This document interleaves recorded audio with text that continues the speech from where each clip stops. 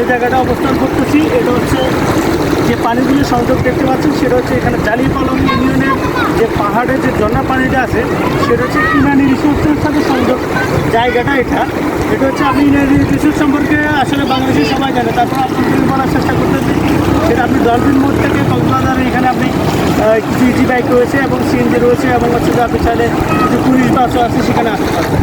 এই পানিটা আসলে খুবই স্বচ্ছ পানি এবং হচ্ছে এই অঞ্চলে যে জালিয়াপালং ইউনিয়নের উক্তি উপজেলার যে জায়গাটা রয়েছে যে পাহাড়ের যে সংযোগ পানিগুলা এখানে আপনি আসলে এনজয় করতে পারবেন। তো আমরা আজকে আপনাকে এই পানির উৎস এবং হচ্ছে যে বিষয়গুলো সম্পর্কে জানার চেষ্টা করি। এই পাহাড়গুলা ইস্ট ইন্ডিয়া কোম্পানি 1814 সালে উকিয়া ঘাট নামে পরিচিত ছিল। এখানে সবচেয়ে আকর্ষণীয় বিষয় হলো কানা রাজার সুড়ঙ্গ পথ এই পাহাড়গুলোর মধ্যে রয়েছে।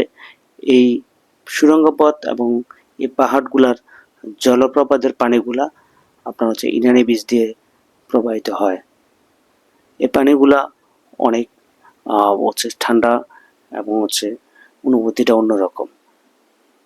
শুধু বর্ষার মৌসুমে এই উপলব্ধি করতে পারবেন। ধন্যবাদ সবাইকে।